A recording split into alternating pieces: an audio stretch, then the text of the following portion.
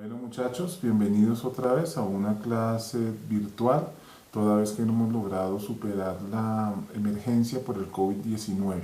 En la clase anterior virtual estábamos viendo todo lo referente a las arras dentro del proceso de compraventa y también hablamos que las arras puede ser extendido a otro tipo de contratos, no solamente a los que establece el Código Civil, como es el contrato de compraventa y el contrato de arriendo, sino también podemos establecerla en cualquier tipo de contratos. Lo mismo pasa con el concepto de la cláusula penal. No es una cláusula exclusivamente establecida para el contrato de compraventa, pero nosotros, si nos damos cuenta, en la gran mayoría de contratos de promesas de compraventa siempre se allega esta cláusula accesoria como una forma de hacer que las partes cumplan lo pactado y lleguen el día y hora a celebrar la correspondiente escritura.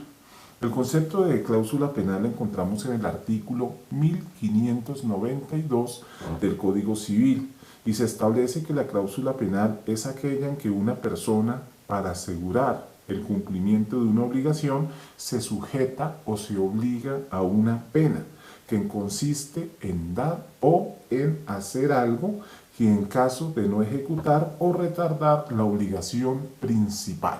Acá se enmarca todo el concepto de lo que viene a ser la cláusula penal. Primero de todo tenemos que partir del punto que la cláusula penal, en virtud del principio de la libre autonomía de la voluntad contractual y además en el principio de que el contrato es ley para las partes que establece el artículo 1602, las partes libre, consciente y voluntariamente pueden adicionar dentro de cualquier tipo de contrato, obviamente estamos hablando de contratos bilaterales, pueden incluir la cláusula penal como una forma o una forma de tasar anticipadamente los daños y perjuicios a favor del contratista cumplido. Es por ello que del concepto de 1592 se habla que la cláusula penal es aquella que una persona, es decir, uno de los contratistas, para asegurar el cumplimiento de una obligación, es decir, el cumplimiento en este caso del contrato de compraventa, se sujeta a una pena, es decir, a una sanción pecuniaria que consiste, la norma establece dos formas, en dar, que sería dar dinero o dar unos bienes, o hacer algo como sanción por no haber realizado o acudido a cumplir el contrato o haberlo hecho imperfectamente o tardíamente. Más adelante vamos a ver las formas como se constituye la cláusula penal. Entonces, muchachos, ¿cómo hacemos nosotros para incluir esta cláusula penal al interior de los contratos? Pues fácil. Recuerda cuando veíamos los elementos accesorios de los contratos, veíamos que los elementos accesorios son aquellos que nosotros ponemos libremente, como los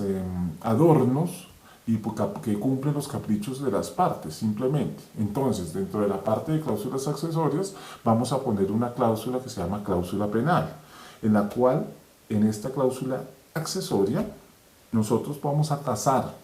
de mutuo acuerdo, junto con nuestro otro contratista, ¿qué pasaría si alguno de los dos no cumple con lo ofrecido en el contrato de compraventa? Es decir, oiga, yo le voy a vender mi casa, usted me va a comprar mi casa, pero si usted no me vende la casa o si usted no me compra la casa finalmente el día y hora señalado en la escritura pública que tenemos que celebrar, ¿qué pasa? Los perjuicios que me ocasiona a mí por haber dispuesto del negocio, haber dispuesto de mis bienes, o los perjuicios que se le ocasionan al comprador al haber entregado una plata y tener una expectativa legítima sobre la adquisición de una casa, ¿qué pasa con eso? Pues precisamente las dos partes se ponen a hablar concienzudamente y dicen, no hermano, pues hagamos una cosa, tasemos que los daños y perjuicios va a ser la suma de, por decir algo, 10 millones de pesos. Quien incurra en la mora o incurra en el incumplimiento tiene que pagarle al otro 10 millones de pesos en forma de tasación anticipada de los daños y perjuicios ocasionados con el incumplimiento del contrato. Fíjese que esto también sucede en otro tipo de contratos, por ejemplo, el de arrendamiento. Digamos que como cláusula penal se establecen dos cánones de arrendamiento ante el incumplimiento del contrato. Por ejemplo, una obligación negativa. La contraparte se compromete a darle el uso solamente habitacional al bien. Y si el arrendatario no le da el uso habitacional, sino que pone un local comercial y le da uso comercial, pues está incumpliendo una de las cláusulas del contrato e inmediatamente incurre en la mora, que es la prohibición que se le ha fijado en virtud del contrato de arrendamiento, y la cláusula penal se hace exigible. Entonces, en resumidas cuentas, la definición del 1592 podemos también actualizarla con otros elementos adicionales, como es que la cláusula penal, en fin de cuentas, es una compensación de los daños y perjuicios que cumple a favor, mejor dicho, del contratante cumplido. Y por ello, el contratante cumplido no tiene la carga de probar los daños y perjuicios que se han ocasionado con el incumplimiento del contrato. El juez, dentro del proceso respectivo, tiene que creerle al cumplido, porque no ve que las dos partes, en virtud del principio de que el contrato es ley para las partes del 1602, se han reunido y han acordado cuáles son los daños y perjuicios ocasionados con el cumplimiento del contrato. Entonces, ¿qué simplemente qué pasa en este evento? Pues que el juez le tiene que creer, de tal forma que no hay discusión sobre el monto de la indemnización como tal. Por regla general, normativamente, es decir, legalmente, se excluye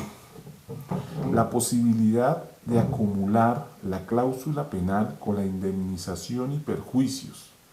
pues dicha cláusula, es decir, la cláusula penal, se debe entender como una cláusula de naturaleza indemnizatoria para todos los efectos,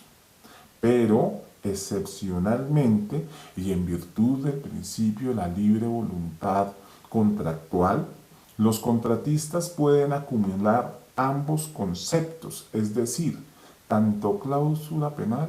como indemnización de perjuicios, pero esto debe ser estipulado claramente dentro del texto del contrato, es decir, que vamos a